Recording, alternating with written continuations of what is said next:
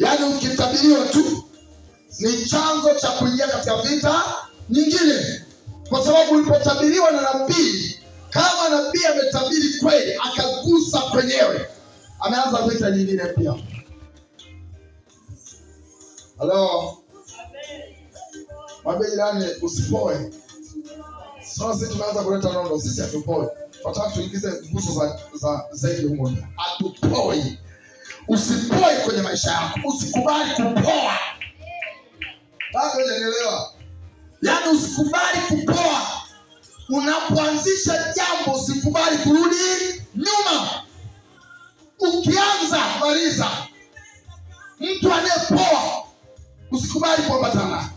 Mtu yoyote anayeomba mara anarudi nyuma. Anaomba leo, kesho haombi. Anaenda ibada leo, kesho haendi. Anachagua ibada. Huyu mtu kaa naye mbali.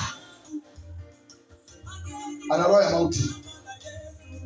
Ana roho ya kukuua hata wewe unaenda ibada. Halo? Sio unaelewa? Ndio maana mimi aga naambatana na mtu anayeambatana na mimi. Namshika mtu anayenishika mimi. Ndio ukiwa mbali simu zako tu usizipokeane. Haleluya. Sasa kulingana na comeback yetu kwa hii siku ni kadogo. Hebu tuende moja kwa moja. Mwambie jirani ingia kwenye daftari lako moja kwa moja.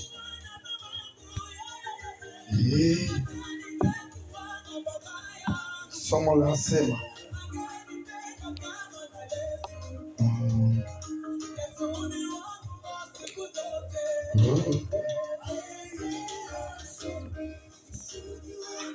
nisikilize, somo linasema uchawi wa kufunikwa ili usionekane. Uchawi wa kufunikwa. Kuna aina nyingi za uchawi. Kuna aina nyingi za uchawi. Mwambie jirani uchawi upo aina nyingi. Wewe unajua uchawi ni upi? Yaani kuna mtu anajua uchawi ni kutupiwa magonjwa. Uchawi ni kutupiwa nini? Ugonjwa. Kuna mtu ana ugonjwa, aumwi kabisa, msima kabisa. Na huu sio uchawi tu, mpaka mizimu inatumia gaimbili. Na sio mizimu tu, hata majini inatumia gaimbili. Uchawi wa kufunikwa. Tunaposema uchawi, tafsiri yake ni nguvu ya giza. Hebu twende hapo ili nitakufundisha ingia pande zote unielewe. Uchawi ni nini? Uchawi ni nguvu ya giza. Yaani nguvu isiyoonekana lakini inatenda kazi. Twende vizuri kabisa tuelewane. Watu wengi wanasema tu uchawi, uchawi. Ukimuuliza uchawi ni nini anasema dawa. Hapana. Uchawi ni nguvu, ni roho. Uchawi ni roho. Ni nguvu inayotenda kazi. Ni nguvu isiyoonekana. Ndio neno uchawi. Unaposikia mtu anasema nimerogwa, tafsiri yake anaona maumivu lakini haoni tatizo. Mtu huyo amerogwa, katupiwa kitu. Kuna nguvu zinazotenda kazi zilizo kinyume na mapenzi ya Mungu. Haleluya. Kama umeshawahi kusikia hizo, basi hujawahi kufundishwa ndio kufundisha.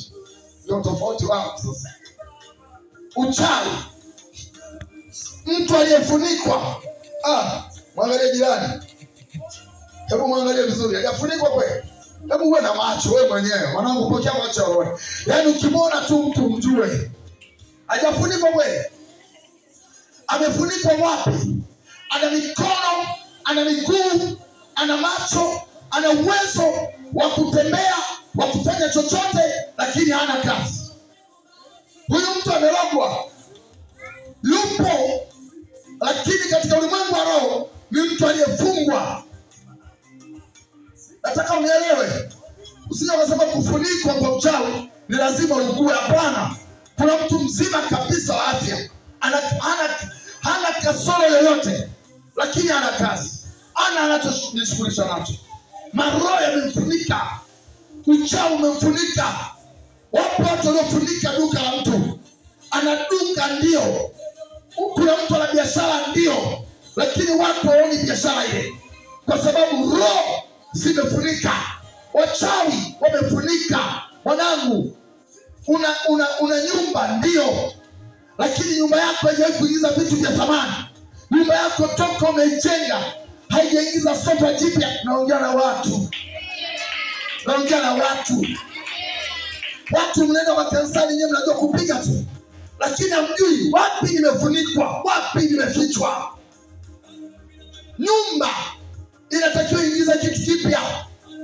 Ndani ya miaka usikae na nyumba ina kitu kipya. Halo? Ukiona umejenga nyumba haijawahi kuingiza kitanda kipya, una kitanda ulichoanza nacho maisha, hapo kuna mahali umefunikwa, hapo kuna mahali umekamatwa, hapo kuna mahali uchawi unatenda. Naongea na watu. Sio, unaelewa? Uchawi ni nini? Unaweza kuwa na kazi na nguvu na mikono, una kazi zinaingiza fedha, lakini hamna kitu kipya unachokifanya. Hakuna hata vazi tu kununua. Unashangaa mavazi unayovaa mwaka huu ni mavazi uliyonunua mwaka jana. Unajiuliza mpaka leo. Sio, unaelewa? Sio wewe mwanangu. Kuna watu wamefunika uso wako. Kuna watu wamefunika thamani yako. Hata ukitembea mwenyewe ujione thamani. Unazunguka hauna thamani. Kuna watu haoni thamani yako kwa sababu wamefunika. Kuna wachawi wamefunika, kuna mizimu imefunika, kuna waganga wamefunika, kuna mahali ulipita dawa ukairuka, ile dawa imefunika thamani yako. Wewe mwenyewe hujithamini, nani atakuthamini? Hebu muulize jirani, ulishaingia dukani au ulishatoka nyumbani asubuhi ukaamka ukaenda dukani? Ukafika dukani ukanunua nguo bila kusukumwa, bila kufanya chochote, bila nguo kuchakaa, bila nguo kuisha. Ukanunua nguo ukarudi nyumbani na una nguo. Ulishafanya hivyo? Angalia jirani, sio mimi. Ulishawahi? Yaani ukatoka hapa mpaka Kariakoo, hauna misha yoyote, hauna kitu chochote. Wewe umetoka hapa na lengo la kununua nguo mpaka Kariakoo. Ukafika Kariakoo, ukachagua nguo, ukamaliza, ukarudi nyumbani. Yupo mtu huyo? Wana mlikokuwa na usuli ghafla. Tafuta uchawi. Unafikia uchawi ni mpaka ugue. Watu wanaloga. Mwanangu, unatembea mwenyewe ujielewi. Yaani unatembea mwenyewe unajiuliza, hivi mimi ni binadamu? Yaani wewe mwenyewe unajikuta unajiuliza, hivi mimi ni mtu? Kwa nini? Kwa maisha unayoishi. Unapita maisha fulani. Na uchawi hivi mara nyingi uko nyumbani, hauko nje. Uchawi wa design, uchawi wa kufunika uko nyumbani. So, unaandika.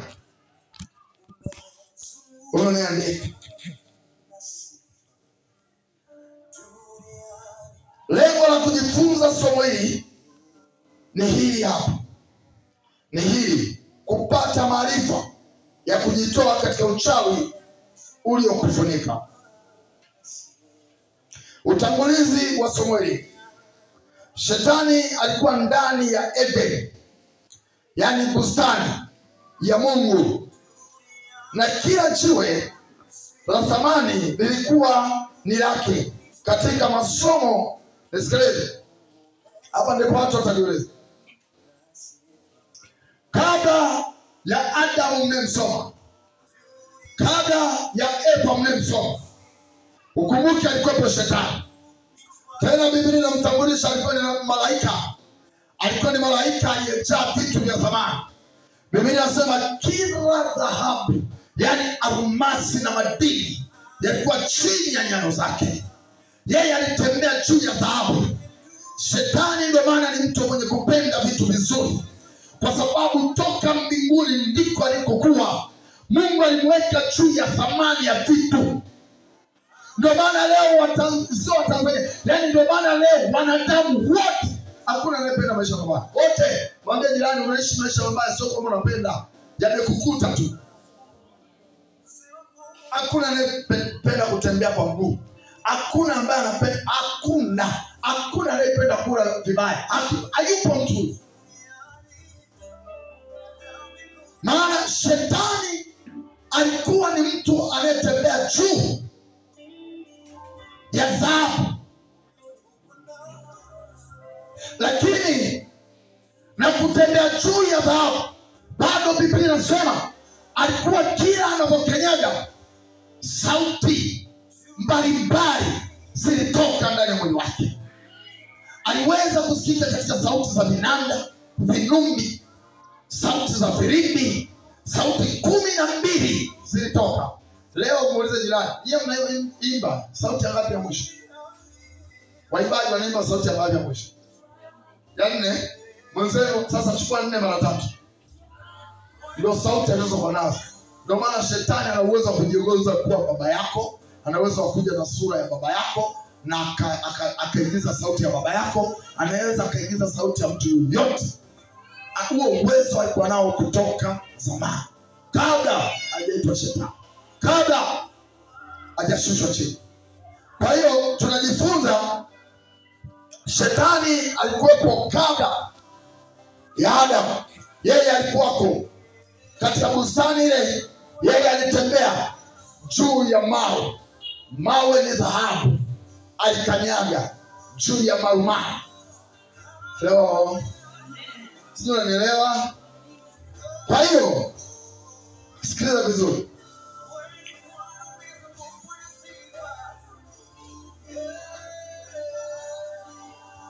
Kuna habari moja katika Biblia, siku nikipata muda nitafundisha, inasema ngazi za malaika, kwamba hapo malaika wanahusika na vita ambayo wanaongozwa na malaika mmoja anaitwa malaika Mikael. Tutakuja kufundisha design ya malaika wanapotenda kazi na uongozi wake. Aliyeongoza vita ile ya kule, hata Mikael ya kuingilia ile vita. Lakini mpaka sasa mtu ambaye amekamata jeshi la malaika ni malaika Mikael, na ndiye malaika aliyeshika ule upanga. Ndiye malaika ambaye Mungu alimwagiza baada ya sisi kumkosea. Biblia inasema Mungu akamwambia Mikael kwamba kausunguke mtu ule kwa upanga, mtu asiweze kukaribia, maana wanadamu hao wameshajua mti wa uzima, wasije wakala wakawa wazima. Nini maana yake? Mungu akishaumba kitu na akaweka agano, anachofanya yeye huwa anazuia, sio kukiondoa. Kama leo hii tungebahatika kufika katika ule mti, tukala ile tunda, tungepona na tusingekuwa na mauti. Hata hizi dhambi zote ungetenda, usingekufa. Baada ya kujua tumemkosea, akaona kizazi hiki kinastahili kupokea adhabu ya mauti. Ndio maana akamwambia Mikael, huo mti mtu asiukaribie, mtu asiufikie. Soma Biblia yako kitabu cha Mwanzo, utaona haya maandiko. Wala andika tu kitabu cha Mwanzo. Usitake nikwambie andiko. Msoma vipi kusoma Biblia? Soma pale Mwanzo, anza moja tu bana. Nadhani mpaka unafika 4 utakuwa umeshapata hili kitu. Kwa hiyo leo nimesimama hapa kukudondoa kidogo kitabu cha Ezekieli 28 mstari wa 14. Mtu aliyefika Ezekieli 28 mstari wa 14. 28:14. Biblia inasema wewe ulikuwa kerubi, wewe ulikuwa kerubi mwenye kutiwa mafuta. Aliyefika nimekupa dondoto 28:14. Ezekieli 28:14. Soma. Yaani sikusikii kabisa. Nipeleke ile mic. Kimbia.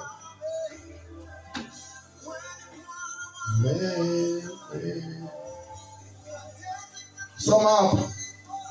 Wewe ulikuwa kerubi. Wewe ulikuwa kerubi mwenye kutiwa mafuta. Nami nilikuweka hata hata ukawa juu ya mlima mtakatifu wa Mungu. Umetembea huko na huko, umetembea huko na huko kati ya mawe ya moto. Twende. Ulikuwa mkamilifu tangu siku ile ulipoumbwa. Rudia tena. Ulikuwa mkamilifu katika njia zako tangu siku ile, katika njia zako tangu siku ile ulipoumbwa, ile nilipokuumba. Hata uovu ulipoonekana ndani yako kwa wingi wa uchuzi, watu nikujaza udhalimu ndani yako, nao umetenda dhambi. Ukatenda dhambi. Kwa sababu hiyo nimekutoa. Anasema kwa sababu hiyo nimekutoa kwa nguvu katika mlima wa Mungu. Nimekutoa kwa nguvu katika mlima wa Mungu. Kama kitu kilicho najisi. Nami nimekuangamiza. Ewe kerubi ufunikaye. Utoke katika mawe. Sikia anasema ewe kerubi ufunikaye. Anasema wewe uliokuwa unafunika, sasa nimekutoa utoke katika mawe haya mawe ya moto. Moyo wako uliinuka kwa sababu ya uchuzi wako. Umeharibu hekima kwa sababu ya mwangaza wako. Kwa sababu tu ya mwangaza wako nimekutupa chini. Yaani umeharibu ile hekima uliyokuwa nayo kwa sababu ya tamaa ya kuangalia. Anasema nimekutupa chini.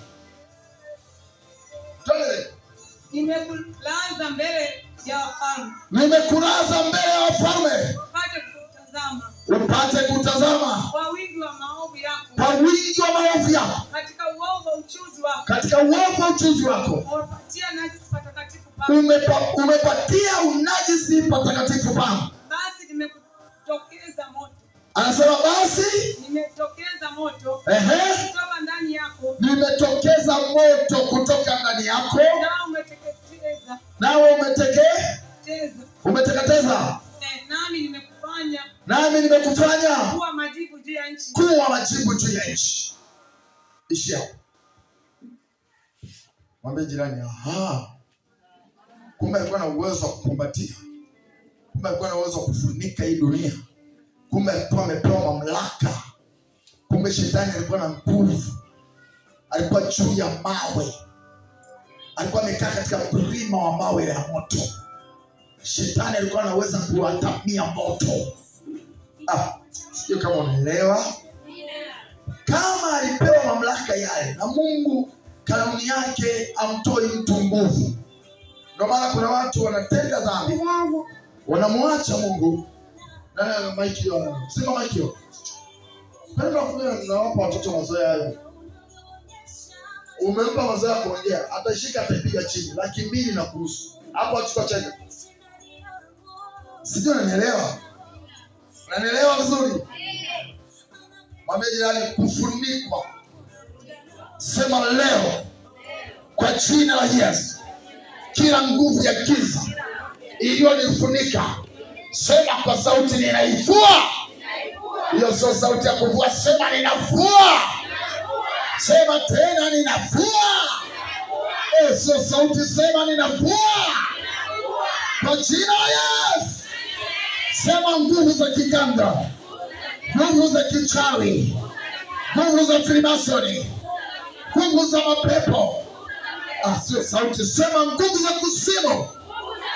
Sema ninazivua kwa jina la Yesu. Amen. Haleluya. Mwambie jirani, nilikuwa sielewi. Kumbe naweza nikafunikwa. Ona kwa maana uchawi waliokuchanja, ona kwa maana uchawi waliokulisha. Kuna uchawi wa kufunikwa mzee. Yaani wanakuja wanakuchukua, umelala usiku, wanachukua shuka, wanafunika.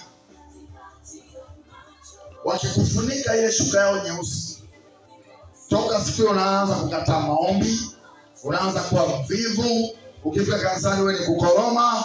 Yaani kuna mtu akiingia kanisani tu akikaa tu chini, yaani pona yake kipindi watu wanaimba, wakimaliza tu kuimba akikaa chini, Hata hii spika ukiwekea hapa masikio utaona. Nini maana yake? Walishamfunikaje.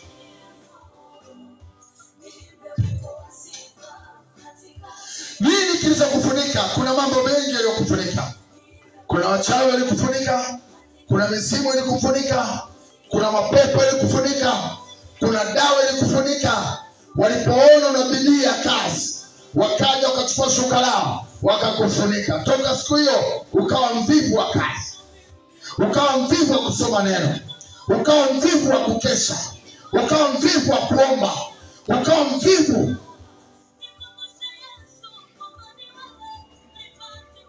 Nimekuja kwako kukufundisha, nimekuja kwako kukufungua, nimekuja kwako kukuombea, nimekuja kwako kukuponya, nimekuja kwako kuleta habari njema, nimekuja kwa mtu kumsaidia, nimekuja kwa mtu kumtoa mahali alipofunikwa.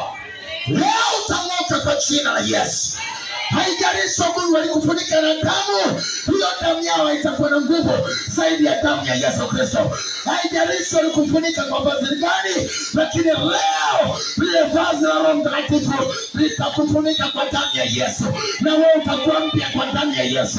Hautachelewa kwa jina la Yesu. Maandiko yanasema Musa alipopanda mlimani akaomba akasali, alipokuwa anashuka Bwana akamfunika, na wewe ukafunika kwa jina. Ukisoma Biblia utaelewa. Biblia inasema Musa alipoenda mlimani akakaa kule akaomba, alipokuwa anashuka Roho Mtakatifu akamjaza. Biblia inasema Mungu akamfunika. Biblia inasema uso wa Musa ukang'aa, hakuna mtu aliyeweza kumtazama. Hata Musa alipokuwa anashuka mlimani alijificha, yani uso wake akauvaa nguo. Hivi unajua Mungu akikufunika wewe? Unajua? Haujui? Unajua haya mambo tunaongea mnaona kama historia. Siku moja Mungu akufunike. Siku moja Mungu akufunike. Mungu akufunike mwanangu. Musa akafunikwa.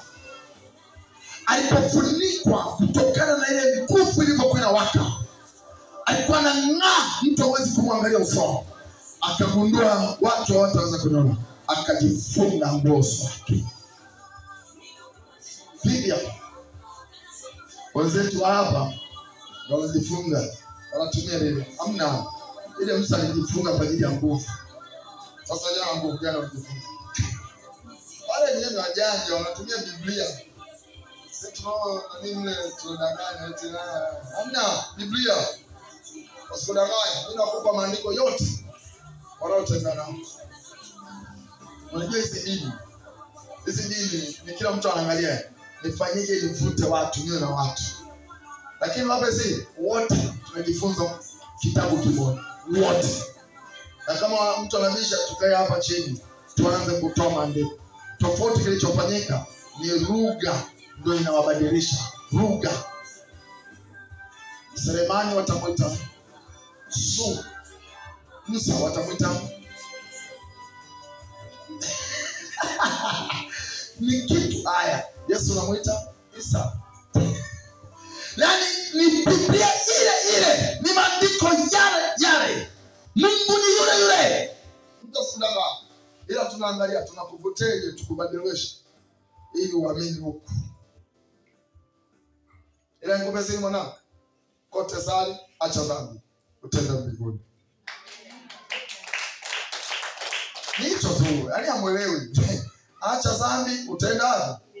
Hakuna cha dini cha kupeleka mbinguni. Kitachokupeleka mbinguni ni wewe kuacha dhambi. Basi, hebu mwangalie jirani mwambie, hata yule mpagani aliyekaa nyumbani anaamini Mungu yupo.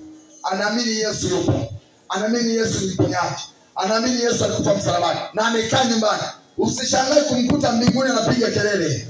Usishangae kumkuta naye anapiga kelele. Usishangae naye kumkuta anainama, anainuka, anasujudu katika jina la Yesu Kristo. Yesu aliye hai, yeye mkombozi wa wote, mtetezi wa wanyonge, mtetezi wa wajane. Sio unaelewa? Mimi jirani usiniletee habari za dini. mletea habari za Kristo. Basi yaani tumefika kwenye Kristo hapa, tusibishana na anasema yoyote atakayenikana mbele za watu na mimi nitakana mbele ya Baba. Kwa hiyo sasa hivi anza kutembea kifua mbele, unasema Yesu ndio Mwokozi, Yesu ndio mponyaji, Yesu ndio lango. Tembea unaongea maneno hayo, tembea. Sasa wewe sema mimi hamna, Yesu sio. Hayo yanayofundishwa kwako nakwambia sio. Haya ndio nakufundisha ndio. Hakuna kitabu cha dini yoyote kinachothibitisha kama kitabu cha Biblia. Biblia ndio inathibitisha katika watu wote. Siko hapa kufundisha dini, niko hapa kufundisha habari za kufunikwa na nani? Na Roho. Sisi mnaelewa? Yesu katika vitabu vyote ndiye aliyejinadi akasema hivi, ninajua niendako na ninajua nilikotoka. Sikia hiyo kauli. Najua nilikotoka na ninajua ninakokwenda. Sikia hiyo kauli vizuri. Tafuta kwenye vitabu vya dini kama kuna mtu alishajinadi kwamba ninajua nilikotoka na ninajua ninakokwenda. Ni uongo. Hakuna. Yesu anasema nilikuwako kabla ya ulimwengu huu kuumbwa. Kabla mimi nilikuwako. Tafsiri yake nini? Anajua alipokuwa, anamjua Baba vizuri na anajua anakokwenda. Naongea na watu. Nisikilize, mtumishi yoyote anayekuhubiria alafu akwambia anajua anakokwenda, achana naye. Mtu anayehubiri tafsiri yake anahubiri kitu anachokijua. Uongo kweli? Uongo kweli? Sasa mimi nikwambia unajua kwa Yesu anaponya, lakini sina uhakika sana. Vidi hapo. Utakaa? Nikikwambia Yesu anaponya, ujue nina uhakika na Yesu anaponya. Nikikwambia Yesu anatajirisha, ujue nina uhakika Yesu anatajirisha. Nikikwambia Yesu ni Mwokozi, ujue nina uhakika. Nikihubiri habari ya mbingu, jua nina uhakika mbingu ipo.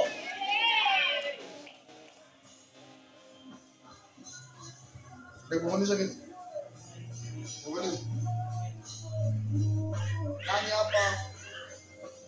Nani hapa alishapita msikitini? Nikuulize swali. Asante. Moja tu. Wewe mmoja. Wewe tu. Wewe. Swali sio. Swali sio. Kama nafundisha kitu. Ni moja. Wewe ndio kwenda. Ushawahi au unaenda? Sasa mbona umekausha? Utafuta sasa. Wewe. Ndio. Kuingia kabisa na kukaa na kuswali. Ngoja eti. Kwa nini mnajifichana? Wakati nataka kusaidia. Sisemi dini na kufundisha. Dini ni nzuri. Dini yoyote ni nzuri. Sio Sabato, sio Kristo, sio nini. Wote wanaofanya dini ni nzuri. Sikiliza, dini ni nzuri. Dini maana yake ni mlango wa kumtafuta Mungu. Sasa uko kwenye kumtafuta Mungu, ndio kila mtu anajua Mungu anayetafuta. Lakini mlango wa kuingia nyumba yoyote ya kumtafuta Mungu, usizi yake. Ukipita usiseme. Usiseme nyinyi mnajua kuliko wao. Tunaelewana? Sasa katika kile kitabu, naomba Biblia. Wote hapo mbele mna Biblia. Yaani sababu Sauleta Qur'an Biblia imeandika vitu vingi. Yesu anasema ninakwenda kwa Baba yangu kuandalia makao yaliyo mema. Amen. Ninakwenda kuandalia makao yaliyo mema. Anathibitisha. Anasema hayupo atakayekuja kwa Baba yangu bila kupita kwangu mimi. Mimi ndiye lango. Mimi ndiye njia ya kweli na uzima. Anathibitisha yeye kwa maneno yake. Sasa huko kwingine hakuna mahali palipothibitisha kwamba jamaa anajua anakokwenda. Hakuna. Nzuri ile nimesoma. Nzuri babangu alikuwa huko Mdanganyi. Nini maana yangu? Na kuhubiria wokovu wa kweli na haki. Usiende kusujudu kitu usichokijua. Sujudu kitu unachoweza kukijua. Hii Biblia tunampa mtu yote kusoma, si ndio? Wacha kwa Qur'ani kusoma. Unasoma vizuri. Nikikuuliza maswali na vifungu vya mle utanijibu. Kwa nini sio? Bwana Biblia tunasoma yote. Kwa nini sio yote? Maana kuna kipengele jamaa anakana kabisa. Anasema mimi sijui niendako na sijui wote wanifuatao nini kitafukuti. Anakana. Anasema hajui. Nisikilize, mtu aliyefunikwa ni mtu ambaye anatembea lakini hajui anachokifanya. Hajui anapoenda, anasukumwa. Huyu mtu amefunikwa. Ukiona unasali, haujui malaika, haujui Roho Mtakatifu, haujui Mungu anapotenda kazi, hujui Mungu anapojibu, wewe bado sio Mkristo. Wewe unasukumwa. Naongea na wewe. Ukiwa hapa nikisema Roho Mtakatifu anashuka, hata kama hujawahi kumuona, basi na nguvu zake usione. Naongea na mtu. Sio, unanielewa? Hata kama huyo roho hujawahi kumuona, hata kama malaika hujawahi kumuona, lakini nguvu isikie. Usikie mwili unapokea nguvu, usikie mwili unapokea jambo, usikie mwili unapokea Yesu. Naongea na watu wanaotaka kuelewa. Ukafunikwe na nguvu ya Roho Mtakatifu, ukafunikwe na Jehova, ukafunikwe na Mungu, ukafunikwe na moto. Adui asikukaribie, mapepo asikukaribie, shetani asikukaribie, wachawi asikukaribie, na rika malaika akufunike. Sio, unanielewa? Na usiingie kanisani mpaka unaondoka haujaona nguvu ya Mungu. Toroka uende. Nguvu ya Mungu sio ukipata kwa praise nzuri hapa. Mtaona tu mimi niko ofisini, praise inaimba, mapepo yanalipuka. Kipata praise kama nzega kule.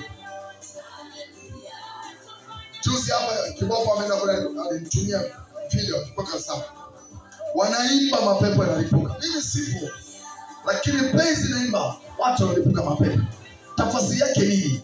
Hata kwenye kusifu Mungu anashuka. Mungu hushuka wakati wote. Kuna mtu hawezi kufunguliwa kwenye maombi, lakini kwenye sifa atafunguliwa. Ninaongea na watu wanaonielewa, kwa sababu hujajua kifungo chako, haujajua umekufunika wapi, lakini kwenye sifa zile pepo zitasikia, yule adui atasikia, moto utawaka kwenye sifa, wao wataachia kwa jina la Yesu. Ninaongea na watu wenye kunielewa. Mwambie jirani, kufunikwa ni mtu asiyejielewa. Wewe unakuja kanisani hujui kuomba, hujui kushukuru, hujui chochote. Na wewe upo kanisani kila siku. Mwambie jirani, umefunikwa. Fua hilo vazi. Unaendaje kanisani hujui hata kuombea chakula? Unasali nini?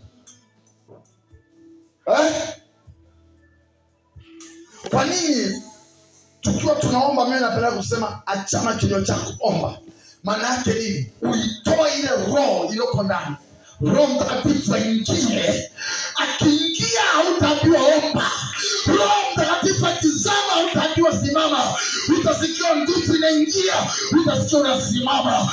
Utasikia roho inakusukuma, utaanza kukemea, utaanza kuomba, utatembea kwa spidi. Maana sio unatembea, bali roho Bwana anatembea. Anakuambia omba, anakuambia kanyaga, anakuambia tembea, kemea kwa jina la Yesu. Sio, unaelewa?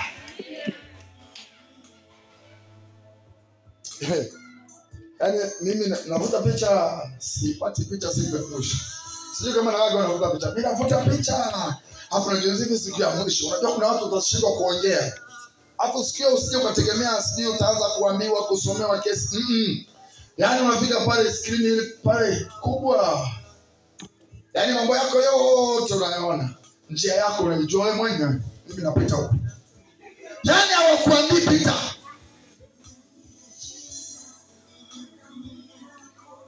Mwambie jirani, unajua hiyo? Anayekuhubiria lazima awe ameonja moto. Moto nilipita. Niliwahi kumwomba Roho anionyeshe jinsi ule moto utavyokuwa. Nilipiga kelele kama nimevamiwa kutoka kwenye ule usingizi. Ogopa. Ogopa. Yaani kama ulishawahi kubatika kuona vyuma vilivyoyeyushwa, vyuma, ndivyo ule moto ulivyo. Usije ukafikiria unawaka kama ule wa kuni. Usije ukafikiria. Yaani katika maisha unayoishi yote duniani hapa, fikiria siku ukifa. Hilo ndio tunataka kufikiria sana. Siku nikifa. Yaani wapiga starehe zote unazojua, lakini weka mawazo siku nikifa. Fanya unayoweza yote, lakini piga hesabu hivi siku kafa nikiondoka. Mwambie jirani, hapo ndipo patamu. Nune usinune, hapo ni patamu. Kutolewa mapepo sio shida. Kuombewa baraka sio shida. Kufungulia vifungo sio shida. Kutabiriwa sio shida. Shida inaanza pale umeenda kwenda kwa Baba. Shida inaanza pale ambapo Bwana anasema sasa kikomo cha maisha yako kimefika. Mwambie jirani, utakwepeje kifo? Hata uzee ni kifo. Unajua naposema kufunikwa, kwa nini naongea kifo? Hujaelewa. Ina maana ndio naendeko. Wewe umefunikwa na Mungu. Haujui ni lini utaondoka. Haujui ni lini utapotea. Hii nayo ni historia ya kufunikwa. Ungenielewa. Unatembea hujui lini utakauka. Unatembea hujui lini utakufa. Unatembea hujawahi kuwaza kufa. Unatembea unajiamini, lakini nikwambie wembe upo na umefunikwa usijue siku hiyo. Yesu alipoulizwa habari akasema hata mimi mwenyewe sijui. Sijui saa wala nyakati wala siku ya Bwana ataporudi. Biblia inasema yeye ni kama mwivi. Haujui mwizi anaingia saa ngapi kwako. Haujui ni lini utaibiwa, lakini unakuja kukuta umeibiwa. Ndipo Mungu atapokuja, hatakuta wengine wanaruka disco, hatakuta wengine wanafanya uzinzi, hatakuta wengine wako kwenye madro huko, hatakuta wengine wako kazini wanaiba, hatakuta wengine wanaomba, hatakuta wengine wanasifu. Yesu atapokuja hautajua siku hiyo. Bwana ataposhuka hautajua. Nayo mwambie jirani, napo hapo umefunikwa. Haujui. Jirani, hii ni kodi mpya. Hujui. Haujui umefunikwaje. Hujui. Mungu alijua. Nikimwonyesha mwanadamu njia, nikimwonyesha mbele nini kitatokea, nikimwonyesha nilichokiandaa kwa ukatili juu ya maisha yake, ataniabudu pasipo kutenda dhambi. Na Mungu hataki uokoke kwa hofu ya maisha. Mungu hataki uokoke kwa sababu maisha magumu. Mungu hataki umtafute kwa sababu tu wewe ni maskini. Mungu anataka umtafute kwa nyakati zote. Unaelewa? Halo? Hebu mwangalie jirani, mwangalie. Mwangalie, mwambie. Hebu cheka hivyo, mwambie. Uko nako umefunikwa. Kama vile Mungu alipoweza kufunika, kama vile shetani alipoweza kuyakumbatia yale mambo, ndivyo mchawi anaweza kukumbatia maisha yako. Ndivyo mchawi anaweza kukumbatia kizazi chako. Ndivyo mchawi anaweza kukumbatia ardhi yako. Kuna mtu ana ardhi. Ile ardhi hajawahi kwenda kuitembelea. Hajawahi kukanyaga hata kuifanyia usafi. Hajawahi miaka 10. Mwambie jirani, umeshafunikwa.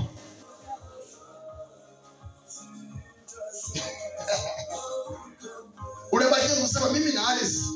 Mimi na ardhi. Wewe una ardhi. Una ardhi unjui hata mipaka. Mwambie jirani, umefunikwa. inatakiwa ufunue. Wanangu, nila kufundisha unapoingia maombi, acheni yale maombi mnayoombaga haya. Yaani haya ndio kufundisha, haya ndio maombi ya kuomba. Hapa ndipo unatakiwa uingie rohoni kwamba kuna jambo ya mkini kimefunikwa. Nimeomba sana sijajibiwa. Kumbe nimeelewa nimefunikwa. Nimefunikwa nisiolewe, nimejua. Kuna kazi nimefunika. Nataka niolewe sasa. Nataka nizae sasa. Nataka niingie kwenye haraka ya masakaya. Naongea na mioyo ya watu, naongea na sauti za watu, naongea na kanisa. Umefunikwa. Waligundua kabisa huyu tukiroga ataenda kwa waganga. Ndio maana kuna mtu akienda kwa mganga anaambiwa wewe una uchawi ndani yako. Sio uchawi. Mganga akikuangalia vizuri. Kwa sababu gani? Yeye ameona giza, anasema uchawi. Sio kila kitu uchawi.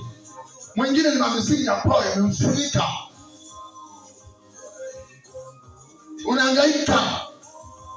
Unateseka. Unaumwa. Umefunikwa. Mwambie jirani kila vazi. Sema tena kila vazi.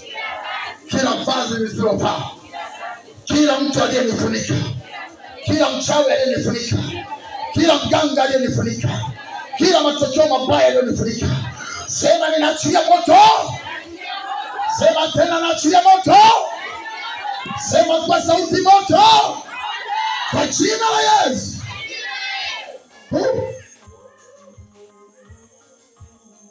Haleluya. Mwambie jirani yupo kitabu cha Ufunuo. Funua hapo. Na dakika 4 tu. Yaani kila siku naletea masomo simalize. Ufunuo aliyefika 12 sawa. Kulikuwa na vita mbinguni. Mikaeli na malaika zake wakapigana na yule joka. Yule joka naye akapigana nao pamoja na malaika zake. Ufunuo 12:7. Kulikuwa na vita mbinguni. Mikaeli na malaika zake. Nisikilize vizuri, Mikaeli na malaika zake. Kwa hiyo Mikaeli ni kiongozi wa jeshi la vita. Wewe unayeomba hizi ni kodi na kusaidia. Yaani na yeye ana jeshi. Ni kama tulivyo na nchi hii. Kuna rais, kuna waziri mkuu, kuna makamu, lakini pia kuna mkuu wa nini? Wa jeshi. Sasa hapa jeshi linatofautiana. Na mbinguni ni hivyo. Mikaeli anaongoza jeshi la vita. Kama tulivyo na polisi, mbingu ni yenyewe na hivyo. Kama ulivyo na malaika wa upelelezi. Yaani hapo una maskari wanaitwa maskari wa upelelezi, si ndio? Wa kuchunguza, si ndio? Wa kupeleleza, si ndio? Utanielewa tu, utanielewa. Hata mbinguni kunao malaika. Biblia inasema Mungu alipoona moyo wa yule mfalme ausikii wala uelewi mambo wanayotabiri manabii, akatokeza malaika mmoja akamwambia Bwana, nitume mimi niende kwa njia ya udanganyifu nikamdanganye, nikajibadilishe, nikamdanganye. Sasa au tunawaita malaika wapelelezi, wenye kubadilisha lugha.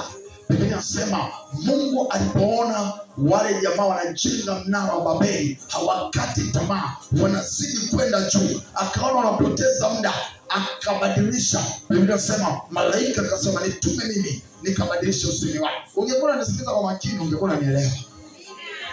Akasema nitume mimi nikabadilisha usemi wao. Leo kuna mtu angesema na mimi leo ninaagiza malaika akabadilisha usemi wao. Kwenye vikao vyao usemi wao ukabadilike. Wakagombane wao kwa wao, wakapatane, wakakosane, wakapigane, wakafukuzane, wakagombane. Ninatuma malaika leo kubadilisha usemi. Vikao leo vitakalika ndani ya machimbo, vikao vyao havitakalika kwa jina la Yesu. Nimebadilisha usemi, nimebadilisha maneno yao, nimebadilisha vikao vyao. Walipopatana watapasao, lugha zao zikawa tofauti kwa jina. Sio unanielewa? Katu. Wanaandika utasoma nyumbani. muda umeishia. Malaika akamwambia Bwana, nitume mimi niende, nikifika kwao nitabadilisha usiku. Biblia inasema aliposhuka ile malaika, ni roho mjue ikawaingia. Roho ikawaingia wote. Malaika mmoja anaweza katenda kazi na watu 1000. Na ndivyo hivyo pepo linaweza katenda kazi na watu 1000. Yaani pepo mmoja anaweza kaingia kanisa hili, akaingia kanisa la Abuja, akaingia hapa pote machimbo. Pepo mmoja kwa wakati mmoja na akatenda kazi. Hapa wanatoa ile pepo, kanisa linalofuata wanatoa pepo hiyo. Ile ni roho inajigawa. Ndivyo malaika alipotenda kazi. Akashuka, akaingia. Huyu anaomba koleo, anamwambia huyu, Bwana naomba koleo. Huyu anamwambia wa chini, naomba jembe. Amebadilisha tayari. Yule wa chini anamwambia wa chini yake, naomba futi. Huyu wa chini anamwambia anayefuata, naomba mchanga. Huyu naye anamwambia mwenzake, naomba maji. Huyu naye anamwambia. Kwa hiyo vile vitu vinavyopanda juu vinakuta tofauti. Na hawakurudi kuelewana. Hapo ndipo lugha zilitokea. Unapotafuta Kiswahili, unapotafuta sijui nini, unapotafuta Kiingereza, unapotafuta sijui nini, taifa lote lilikuwa linaongea lugha moja. Dunia yote ilikuwa inaongea lugha moja. Lakini baada ya kutokusikia, lugha zilibadilika. Kwa hiyo unaposema wewe sio wa kwetu, wewe sio kabila letu, wewe mshamba, wewe ni mmoja. Biblia inasema taifa la Israeli lilitoka katika kabila moja, si ndio? Si uzao wa nani? Wa Ibrahimu, si ndio? Lakini Biblia inasemaje habari ya Yakobo? Wewe ni baba wa Israeli, makabila 12. Je, nikikuuliza kwa makabila 12 utanifafanulia? Hautanifafanulia. Yakobo ni mtu mmoja, lakini anaambiwa wewe ni baba wa taifa la Israeli. Sawa, tukatai. Lakini anarudia kuambiwa nini? Mataifa 12. Baba wa makabila 12. Haya, nikuulize, Yakobo alioa wanawake 12? Hapana. Alioa mataifa 12? Hapana. Kwa nini baba wa mataifa? Kwa nini baba wa makabila 12? Tunarudi kwenye Biblia. Yakobo alikuwa na watoto 12. Maana yake kila mtoto alianzisha nini? Kabila lake. Ndio uelewe hapo sasa. Mwambie jirani, hapo napo umefunikwa.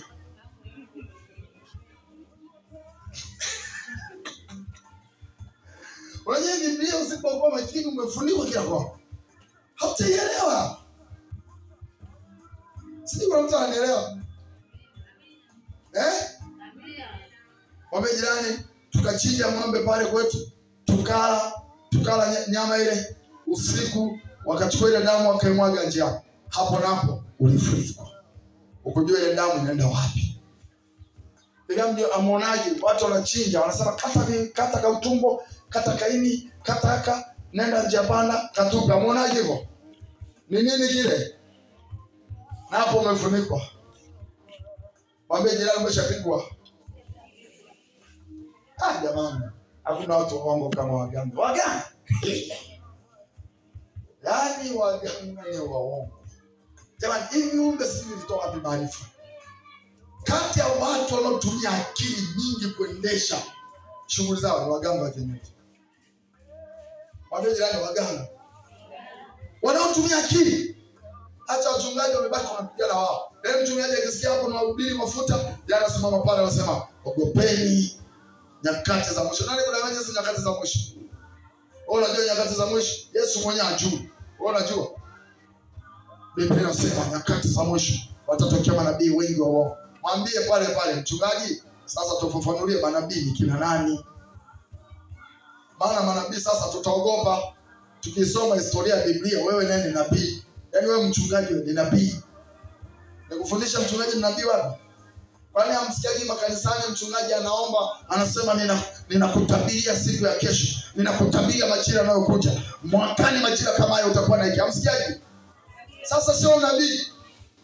Na kweli unakuta kuna mtu baada ya muda kufika ule amezaa, alikuwa sawa. Baada ya muda kufika amepata fedha, alikuwa hana. Na yuko kwenye ile makanisa yasio kwa nabii. Lakini ukimuuliza anakuambia kuna siku mchungaji alikuwa anaomba akatamka na mimi nikawa. Sasa nikuulize, sio nabii? Sasa ni muoga kujitangaza. Hakuna vita na watu wanaojiweza. Kuna vita mtu anajificha katikati ya mgongo wa mtu mwingine kupasua. Halo. Amen. Ukiwa na biashara usiifiche. Nenda katikati ya watu ionyeshe. Ukiwa na biashara kandogo, kuna watu mbele wana biashara kubwa, usiogope kwenda pale mbele. Nenda pale mbele yao ujionyeshe. Naongea na watu. Kaa katikati ya watu waliokuwa, hapo ndipo utapovuka. Kaa katikati ya watu waliotoboa, hapo ndipo utapotoboa. Wateja wa ile biashara wanaenda pale kwa wingi, na wewe kakae pale pale. Ipo siku wataishiwa wao, na wewe utatengeneza biashara. Hapo ndipo utaanza na wewe kukua China. Naongea na mtu mmoja kwa jina la Yesu. Acha kufunikwa. Yaani kuna mtu akikuta hapa duka, anasema mimi hapa siwezi kukaa kwa sababu hawa kwanza wanazidi wote mtaji. Na ninapoongea hata wewe roho yako ilishakuzuia sehemu. Unasema hao wote wanazidi mtaji, alafu hao wote ni wa muda mrefu. Mimi nitakaega. Nisikilize mwana. Kama kuna nafasi hapo kakae. Hapo kakaa. Kwa sababu wataenda ile duka kutafuta kitu watakosa. Wewe ujulikane, watakuja kwako watapata kile kitu.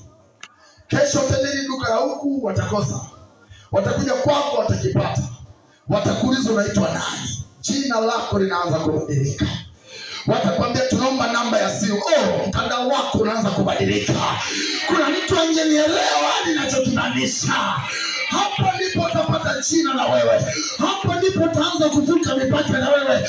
Utatoka kwenye kufunikwa na wewe utawafunika kwa jina la Yesu. Mwambie jirani, habari ya kufunikwa ni habari ya kwanza ya walk about. Yaani ukiogopa tu umefunikwa. Ukija hapa ninakwambia wewe mwanangu sasa nitakiwa utoe milioni 1 hapa kwa ajili ya maombi. Ukiogopa tu ukaondoka. Ujue sikukuomba milioni 1. Nilitaka nione umekuja kusali au ni tamaa zimekuleta huko. Mtu anaelewa aondoki. Anakwambia baba nitaleta. Wewe niombe tu. Niombe nitaleta. Niombe. Ni kweli ana, lakini mateso ni makali. Anasema baba niombe. Niombe.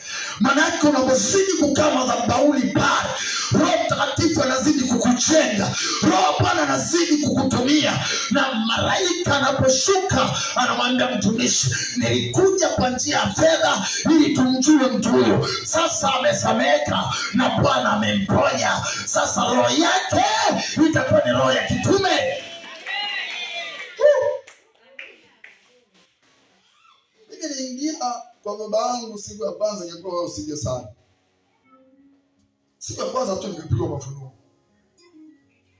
Sasa potea habari waganga Bwana nimewapa. Siku ya pili. Mwambie jirani, unajua wewe tatizo hujajua kilichokutesa. Au unakijua lakini hujui kukiacha. Hilo nalo ni tatizo. Mimi niliokoka vizuri kipindi nikiwa mdogo. Vizuri kabisa. Lakini nilipofikisha umri wa kujitenga, kujitegemea, sikuacha imani yangu. Hebu naomba mnielewe vizuri. Labda na wewe umepita huko. Sikuacha nini? Imani yangu. Lakini na ndio nataka ujue vitu viwili leo. Kwa nini mimi nachukia dawa? Kwa nini mimi ukiwa na dawa lazima nikujue? Kwa nini mizimu mimi naichukia? Nataka ujue sasa. Ukifunikwa na hivi vitu hautakuja kupona. Ni bora wachawi kuliko mizimu. Ni bora wachawi kuliko dawa. Mtu yoyote akihakikisha sensi dawa. Hata niombewa na mtumishi gani unamjua mkubwa, ataenda kwenye dawa. Akili lishamia wapi? Dawa. Kama leo kuna sehemu tu nimepita nikatoka. Afu ile dawa nitafuta sisi nimedondokea wapi. Yaani kuna sehemu tu nimepita tu, yaani dukani. Nikachomoa dawa. Yaani mimi na dawa ni mbali. Sisi tunaelewa. Sasa mimi nilipitia changamoto ya mama watoto wangu. Nilipopitia changamoto alikuwa anaumwa. Nilipita kila kona kumtafutia uponyaji. Mimi nilikuwa natoa hela mpaka unaogopa. Mimi mganga niambie yuko wapi? Sijui milioni 1. Namwambia njoo. Hela sio shida, mtu hapo. Wewe unipita huko kweli? Afu mtu akupona. Unaposikia nitetee Mungu wangu, amini nakwambia. Hamna kutetea zaidi ya Mungu. Hayupo. Hivyo ulishawahi kumleta mganga umemlipa hela, afu afike akatae kufanya kazi, utamfanyaje? Utamfanyaje? Wewe umekopa vikoba hela, utamfanyaje? Kufunikwa ni huko. Mimi nilikuwa nimefunikwa, sijui nikitendacho. Kumbe Mungu ananiita. Unanielewa? Alipokuja mganga mmoja hivi, yule mwanamke nikamtoa mbali, nikamtumia nauli, akaniambia gharama yake, nikampa. Akafika akaniambia kuna kanisa mke wako anaanza kusali, mwache asali kule. Nikamuuliza sababu nilijua ataniambia aache kusali. Akaniambia mwache afanye nini? Asali. Vipi? Kwa nini asali? Atapona huko. Unajua tafsiri yake? Ile jambo lilimshinda. Ila alipochungulia kule akaiona nguvu inayoweza. Na kweli kule ndiko tulienda, ndiko tuliponea, ndiko nilianza huduma, ndiko nilimshinda shetani, ndiko nilikofunuliwa nilipokuwa nimefunikwa. Sinaongea na mtu kwa jina la Yesu. Anza kufunuka ulipofunikwa kwa jina la Yesu. Asiwapo atafunika biashara yako, asiwapo atafunika uzao wako. Ninatabiri katika jina la Yesu Kristo, Mungu aliye hai, ukafunuliwe leo, ukatoke kwenye giza, ukatoke kwenye misukule, ukatoke kwa wachawi, ukatoke kwa magonjwa, ukatoke kwenye mizimu. Ninakutoa kwa damu ya Yesu, ninakutoa kwa jina la Yesu. Yesu wangu akutoe, Yesu wangu akuponye. Yule Mungu wa Ibrahimu, yule Mungu wa Isaka, yule Mungu wa Yakobo, Baba wa kabila 12, leo akukumbuke, leo akutoe, leo akuponye, leo. Yaani mtu anafanya biashara atoki yuko pale pale. Biashara ile ile miaka 6, miaka 10 umefunikwa. Yaani siwezi kufanya huduma machimbo hapa mwaka wa kwanza, wa pili, wa tatu, wa nne, wa tano. Sina kanisa jingine. Hapana, nimefunikwa. Machimbo huduma inatakiwa iendelee. Kigamboni kuna huduma inatakiwa iendelee. Mbezi kuna huduma inatakiwa iendelee. Morogoro kuna huduma inatakiwa iendelee. Watu ni wengi misiri ya vumbi, wanataka mkono wa Bwana. Sema amen. Wewe fungua kitabu cha Mwanzo mwisho pale. Mwanzo. Tumalizie hapo tukimbie. Sababu ndio dakika 18. Mwanzo 36 11 hadi 14. Twende. Mwanzo 36 11. Twende haraka. Simama pale mwana. Washa taa pale. Kuna switch pale. Aliyepata. Mwanzo, kitabu cha Mwanzo, njoo washa na 38 11. Twende haraka. Sasa watu wenye upendo, kuna taa zinatakiwa. Tunataa hapa, pale, ukija na taa sio mbaya, sawa? Siku sote lakini ukija na taa sio mbaya. Njoo na tatu. Kuna vitu vingine vinanunua, usilazimishwe. Soma. Inasema Yuda akamwambia Tamari mkewe, ukae mjane nyumbani mwa baba yako, atashera mwanangu atakapokuwa mtu mzima, maana alisema asipate kufa yeye kama nduguze. Basi Basi Tamari akaenda akakaa nyumbani mwa baba yake. 12. Siku nyingi zikapita, akafa binti Shua mkewe Yuda. Wewe umeruka. Mkewe Yuda akafariki. Yuda akafarijika. Akaenda kwa watu wake,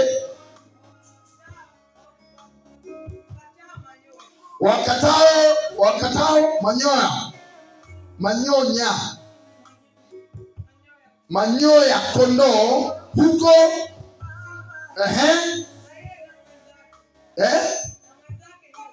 na mwenzake Hira.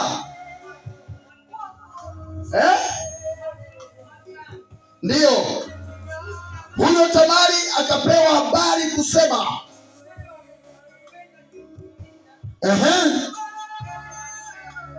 ndio.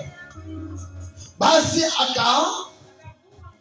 akavua nguo za ujana wake, akajivika.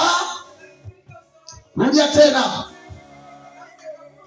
Basi akavua nguo, hapo ndipo tuna mada. Akavua nguo za ujane wake, akajivika utaji, akajifunika uso, akakaa mlangoni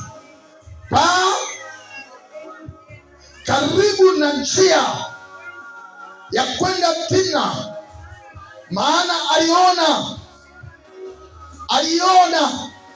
ya kwamba Shera amekuwa mtu mzima, wala akuozwa awe mkewe. Alifunikwa kwa muda mrefu, akaambiwa nena ukawe mjane. Mtu ambaye hakuwa mjane, naongea na mtu mmoja mahali hapo. Wewe haukuwa maskini, wewe haukuwa mgonjwa, lakini kuna watu waliokufunika wakaziba sura yako, hawawezi kukusaidia tena. Maana anasema akaona mtu huyu amekuwa mtu mzima, lakini hapana mtu aliyeweza kumwozesha, hamna mtu aliyeweza kumsaidia. Wapo watu wanaokuambia rudi nyumbani na sisi tutakuchangia mtaji. Wapo watu wanaokushauri achana na hiyo ndoa, rudi nyumbani maana sisi tupo tutakutunza. Wapo watu wanaokuambia njoo tukuuguze maana sisi tunaweza, lakini ulipofika wakawa hawana habari na wewe tena. Ulipofika tu wakakukataa. Naongea na watu. Mwambie jirani Bwana Yesu. Sema tena Bwana Yesu. Ungekuwa umesimama sema Bwana Yesu. Sema ninakwenda kukataa kila roho ya utumwa, kila roho. Ungesema kwa sauti, kila roho ya utumwa, kila roho. Sema kwa sauti, ninakataa kila roho iliyonifunika kwa jina la Yesu. Ninakataa utumwa, ninakataa mizimu, ninakataa uchawi. Roho yoyote iliyotumwa ndani yangu, iliyotumwa ndani yangu, iliyotumwa ndani yangu, sema ninakataa, sema ninakataa, sema ninakataa, sema ninaifunua ile sura iliyofunikwa na bibi yangu na babu yangu na roho zilizotoka kwenye ukoo wangu. Leo kila uchawi ukaondoke kwa jina la Yesu. Ungeomba kwa bidii, ungeomba unanielewa. Sema kwa jina la Yesu, ninatoa kila uchawi ulionifunika. Omba unatembea, omba unatembea, omba mwanangu unatembea. Sema ninatoa uchawi ulionifunika, ninatoa uganga ulionifunika, ninatoa mavazi yaliyonifunika, walionichelewesha kwenye maisha yangu. Kila uchawi ninautoa, ninauvua. Anza kuvua, anza kuvua. Vua uchawi, vua mwanangu, vua uchawi, vua uchawi uliokufunika, uliokuchelewesha, uliofunika biashara. Vua, vua, vua, vua kwa damu ya Yesu, vua kwa damu ya Yesu. Anza kuvua, vua, vua, vua, vua, vua, vua, vua. Omba, omba, omba, omba, omba, omba, omba, omba, omba, omba, omba,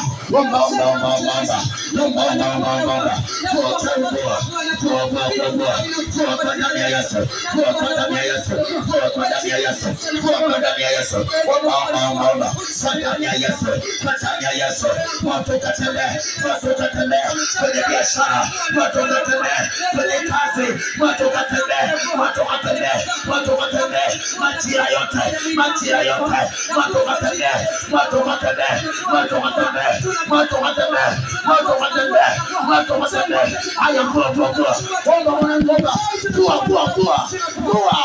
kuwa ya mavazi, mavazi ya mizimu, mavazi ya mizimu. Omba, mahali ulipoomba, mahali ulipoomba, omba mwanangu. Tunavua kwa damu ya Yesu, tunavua kwa jina la Yesu, tunavua kwa jina la Yesu, tunavua kwa uchawi, tunavua kwa moto, kwa moto, kwa moto na radi, tunavua kwa jina la Yesu, tunavua, tunavua, tunavua, tunavua kwa damu ya Yesu, tunavua popote ulipokaa kwenye miili yetu, tunavua kwa macho yetu, tunavua, tunavua kwa damu ya Yesu, tunavua, tunavua kwa usimwangalie mtu, usimwangalie jirani, omba,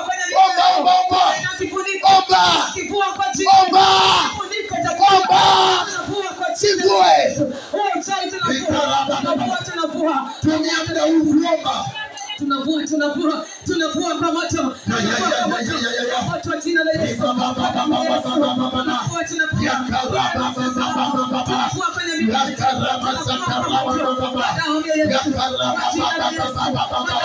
Kwa damu ya Yesu, kwa damu ya Yesu, kwa damu ya Yesu, kwa damu ya Yesu, kwa damu ya Yesu, kwa damu ya Yesu. Vua magonjwa yote, vua mateso yote, vua mamlaka ya giza, vua kwa damu ya Yesu, vua kwa damu ya Yesu, vua magonjwa yote, vua neema za kichawi, maneno yao, walinena wao, walipatana wao, yakuwe hayo maneno yao, yakuwe. Kwa jina la Yesu, kila laana zote wanazotamkia kwenye miili yetu, kwa jina la Yesu tunavua, kwa jina la Yesu, kila nuksi kwenye miili yetu, tunavua kwa moto, Kwa damu ya Yesu, kwa damu ya Yesu.